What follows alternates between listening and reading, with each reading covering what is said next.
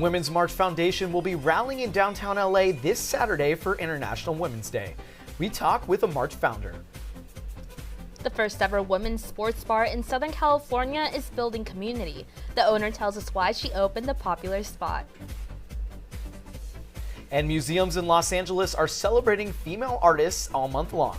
See It Live starts now.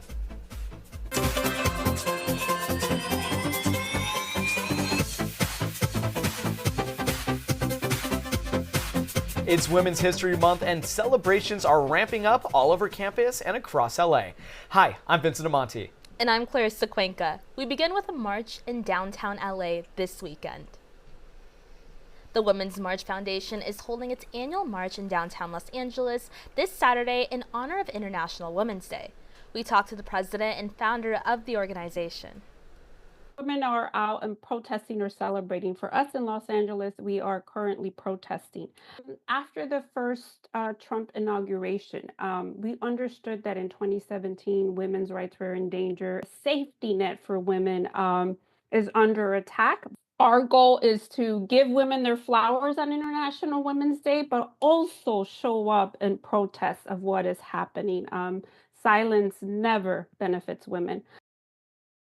Cuts will slash $880 billion in Medicaid funding over the next 10 years. 72 million Americans rely on Medicaid. This change will disproportionately affect low-income women 65 and older. Nearly 3 million will lose coverage. 400,000 of those women live in California.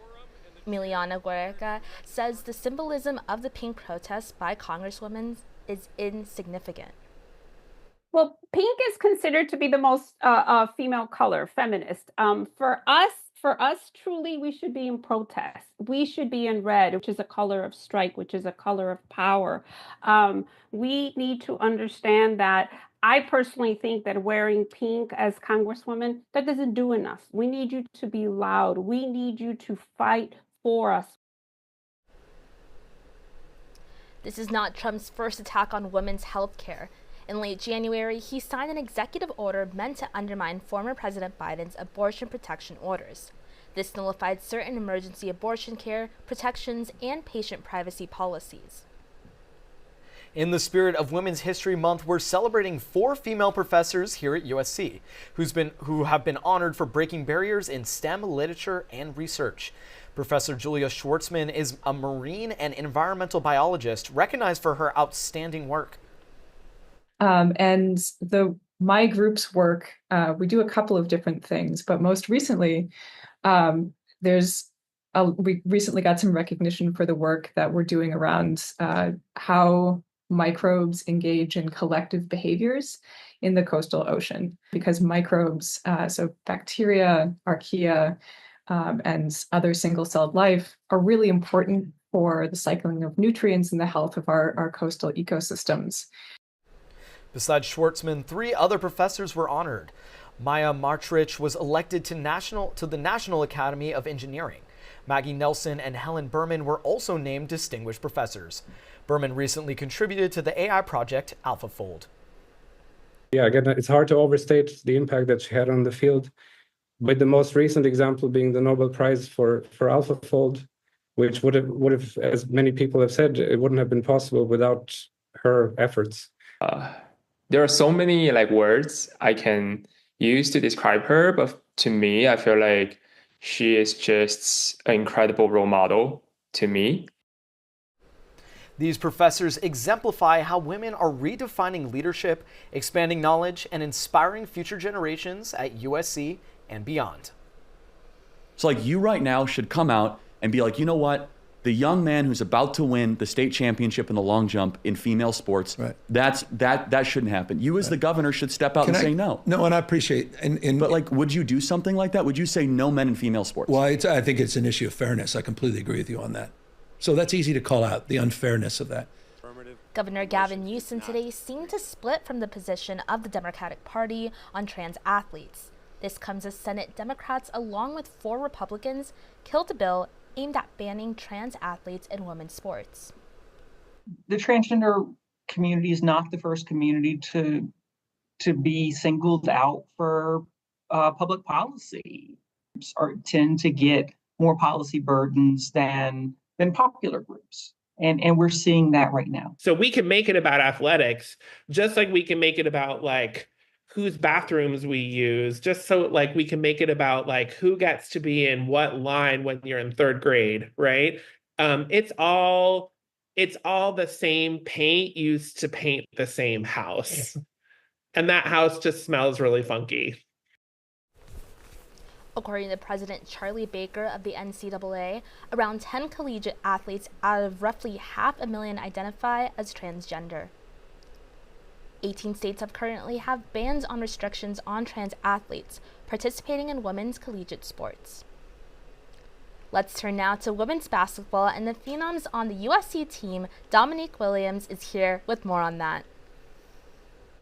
It's not just a moment, it's a movement. Women's collegiate sports are gaining momentum across the country, and the USC women's basketball team is at the forefront of it all. You know, we're really tough, and I admire this about this team, and we're always looking to overcome obstacles and get better in any way possible. So I think the work speaks for itself. As long as we continue to be locked in and you know, stay together as a team, I think the sky's the limit for us. Juju Watkins has had a historic career as the #2 leading scorer in the country and now Big Ten Player of the Year. 3 Annenberg professors spoke about the evolution of USC's women's basketball. Oh, no, USC women's basketball is sick. It's a great time to be following as far as the way they engage us as like season ticket holders, or we had our girls go to their camp. They're great with children. And really, I would say their relationship to basketball has probably been most positively impacted because of like USC's program. Before, I think we had moments. Now I think we have a substantial movement that's not going anywhere. You ask a lot of people, the women's game is a lot more exciting than the men's game now on the collegiate level anyway. And I think that, you know, it's just the time has come that people are starting to appreciate women as real athletes. The rise and sort of empowerment of women's sports, it's causing, you know, students and fans to think about wanting to be present and there for this level of excitement that we haven't felt before on campus. Both Juju Watkins and Coach Lizzie Gottlieb took home prominent awards from the Big Ten. Juju received Big Ten Player of the Year, All Big Ten First Team, and Big Ten All Defensive Team. Gottlieb won Big Ten Coach of the Year. Like, those girls were raining buckets and the energy was incredible. We must have been on our feet the majority, at least 95% of the time. And just to witness that herstory, I should say, in the making was just electric. It's amazing. I think with the emphasis on girls basketball right now, it's really great to see. But it's not just Coach Gottlieb and Watkins who were honored. Kiki Arafin was named to the All Big Ten First Team. Rhea Marshall and Kennedy Smith were honorable mentions for the first team, and Marshall was named to Big Ten All Defensive Team. Smith was named to the All Freshman Team, and Malia Samuels was USC Sportsmanship nominee. Yeah, I mean, Dominique, this has been just such a pivotal season. I mean, for the women of Troy, I mean, this has been just crazy. What have been your thoughts on just this groundbreaking season? It's shocking because I grew up around the women's basketball all my life, and loving basketball was my favorite movie growing up. So seeing USC from a kid and now seeing USC now is so exciting. And the fact that we're going to see them make history and probably bring back a championship to LA. It's boiling now. It's March. Hey, I mean, we can only hope, right? Yes. Right, and you know, as we're heading into the end of the regular season, how's it looking for us? What do you think? We're gonna make it all the way, or win the Big Ten Conference? I don't know if y'all was at that UCLA game on Saturday, but it's looking like we finna take home the national championship in my eyes. And just seeing that now, USC will be playing Indiana, who upsetted Oregon, so they're gonna be playing tomorrow morning. And USC has already beaten Indiana in the regular season, so we might see them get past the quarterfinals and make it to the Big Ten championships. Yeah. And I mean, we're finally in March. It's time to get some March Madness on the board here. So what do you think? How are we, number one, are the women of Troy going to make it to March Madness? And number two, where do we think they're going to fall in there? Make it. They're already in it. They already punched their ticket in. I'm speaking it, manifesting it out there. I will say they're going to be a Final Four team. I don't know if you guys been to a game or if there's any exciting moments. And what do you guys think is going to be for them? Yep.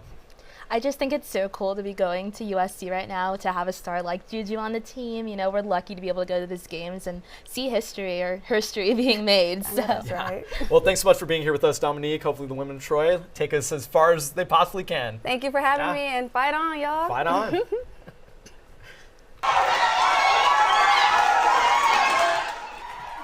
This is what Jax Diener likes to see. She says she opened this Long Beach bar to celebrate achievements by women who continually break barriers in the sports world and beyond. Watch Me Sports Bar in Long Beach is entering its 4th year. There are a lot of screens and a lot of sports fans, and patrons come for one reason: women's sports. We were treated as if we didn't understand the game. We were treated as though we are not smart enough or strategic enough, and we basically shouldn't be in there. And that just led me to say, someday I will open my own sports bar, helping to support one another, and also creating a space where young girls can come in here, because we're all ages. They can come in here and see their idols up on the screen. That is humongous to us to offer that space. I wish I had that when I was growing up, coming off the soccer field, Make sure to check out Watch Me on Instagram at watchme_sportsbar to stay up to date on what games they'll be watching all week. A USC alum is bringing healthcare from all around the globe to places that need it the most. Annenberg Media's Kayla Quintero has a story of that Black female entrepreneur. A JP Morgan study found that Black women are the fastest growing demographic of entrepreneurs in America. A USC alum has joined this elite group. To Do Macias' MatchaPro platform is designed to solve the shortage of healthcare providers in developing regions like Africa. I was just kind of like, why should someone's cold turn into pneumonia or, something serious when it doesn't really need to, So I started kind of like playing around with different algorithms. The app matches verified surgeons and specialists from around the world with patients in underserved hospitals. Despite achievements like this, Black female entrepreneurs like To Do are among those being most impacted by recent DEI divestments. A JP Morgan study found that Black female entrepreneurs not only lack access to capital, but also face a loan rejection rate that is 3 times higher than that of white business owners. But To Do says the value that Black female entrepreneurs bring is much more than monetary. When there's different people in the room, things look more colorful, things look more exciting, there's just different perspectives, different energies, and it works, and it's amazing. And she hopes this will inspire others in male-dominated industries. So when I walk into a room with women of color, I feel the vibration. It's contagious, and I feel like it will motivate women of all colors to actually kind of like join the movement of like, let's run our own stuff. And the Marshall Business School's Athena Women's Entrepreneurship Summit is fostering that. Women entrepreneurs everywhere are welcome here at USC, and the Greif Center is especially the idea hub for the impact that they want to have in the world. To help advance the next generation of businesswomen set to make herstory. For Annenberg Media, I'm Kayla Quintero.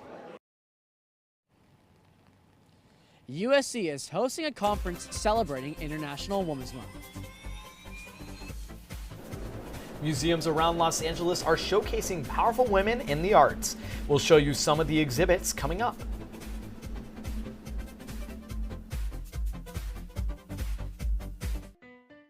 Let me tell you how we amplify our Latina voices. Check out Dímelo. We have it all. Deportes. Entertainment. Noticias. ¿Qué tal? Soy Mariela Gómez y bienvenidos a Dime la Hora. Radio and Podcasting. Comida y cultura. Digital social media. ¿A qué equipo le vas tú?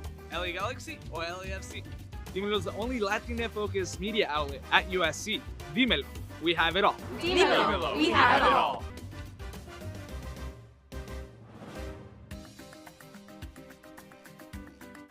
Want quality name brand carpet for less? Call Empire and you can get quality carpet at the lowest price guaranteed.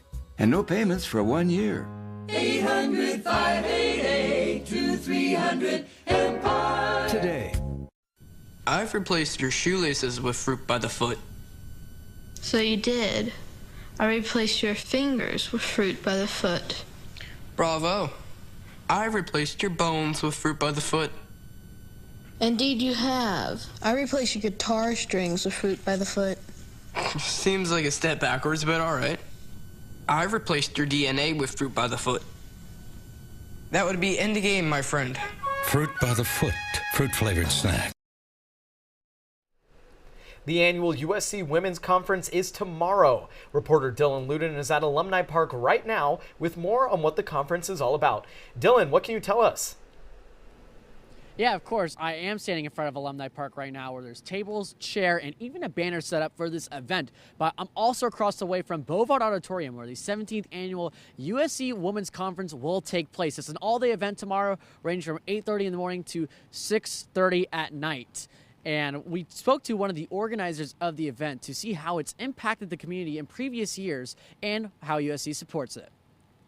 What you get from this conference and what I get from the conference is why women have to stay tenacious and resilient.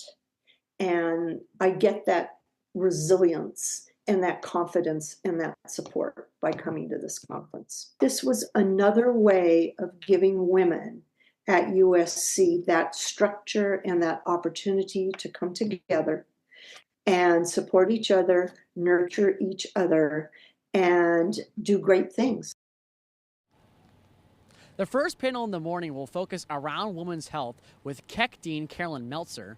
Then Annenberg Dean Will Obey and USC President Carol Folt will lead the discussion revolving women's leadership in the 2028 LA Olympics, and then how women are leveraging AI to prevent another pandemic with 4 Viterbi engineering professors. Folt will also have one of the first conversations of the day surrounding how she's able to make change in the Trojan community through her strategies. Tickets are still available online, but the prices do vary. It's $125 for students and alumni that are 35 years or younger. It's $155 for alumni that are over 35, and for non-alumni and others that would like to go, it's $185. For Annenberg Media, I'm Dylan Luden, and back to the studio. To celebrate Women's History Month, we visited the California African American Museum. One of the expositions on display is called Speaking to Falling Seeds. The series of portraits of Black Angelenos was curated by women and will be on display until August 3rd. The celebration of women's artistic work is not limited to exhibits and museums. Female restaurant owners are bringing creativity to their cooking. Started a group of women really kind of across the country were meeting during the pandemic to try to resolve kind of all the issues and try to navigate the pandemic as a restaurant owner. And so that started where we decided that it would be fun to have some sort of a festival during the pandemic to kind of celebrate women and drive business to those participating. Other art exhibits in LA recognizing Women's History Month include exhibits at the Hammer Museum in Westwood and the Ladies Room Gallery in downtown LA. The USC Residential Housing Association is teaming up with the women's health organization, the PAD Project, and is raising student awareness about reproductive health. This is actually our first year having Flow Fest. We're going to have different booths, and in each booth there's going to be like a different activity, but it's also going to be like very informational. And then we're also going to be having food and giving out goodies in each booth. So we highly encourage everyone to come. Free menstrual products will be available, as well as a period cramp simulator for those who don't get them and are curious. If you're interested in learning more about women's health, the Flow Festival will take place tomorrow at 4 p.m. at Cowlings and Ilium in the Village. Who are the most admired and inspiring women in history? Here's how students responded to that question on campus. Viola Davis, and music artists like Beyonce, like they really inspire me to be confident and comfortable in my skin. Hillary Clinton, she started a cool movement, really gave women a lot of recognition back in 2015-16 when she was running for president. That was inspiring. Basically any woman that has participated in any kind of activism throughout history. Harriet Tubman was cool. I think Nikki Giovanni did some good work. AOC is very representative of women's rights and like a lot of ideologies I follow, so probably her. Top of my head, I always say Mariah Carey is my mom. I'm a lamb for life. We also wanted to learn from students who their favorite woman was in their life. Definitely my mom. She's my cheerleader and also my financial sponsor because, MBA tuition is not a cheap one. So she always support me what kind of decision I made, and she didn't ask me any reason to do the decision. My mom. I wouldn't be anywhere near where I am without her. I was gonna say my mom, but I really look up to my little sister. She's a nurse at this is a rival hospital, but UCLA. I really look up to her because she's super smart, super sweet, caring, kind. So Clarissa, tell me, who's one of the most important women in your life? Probably my mom and my sister. They're both such strong, beautiful women, and I'm so happy to call them my mom and my sister. Yeah, I'm probably gonna have to say ditto on that one. Special shout out to my sister who is waiting to hear back from college decisions. So she's doing great, and I'm super proud of her. But yeah. Thanks for watching See It Live. From everyone at Annenberg Media, I'm Clarissa Cuenca. And I'm Vincent Amonte. For more coverage, don't forget to subscribe to our YouTube channel and turn on notifications so you never miss an episode. We'll see you next time. Good night.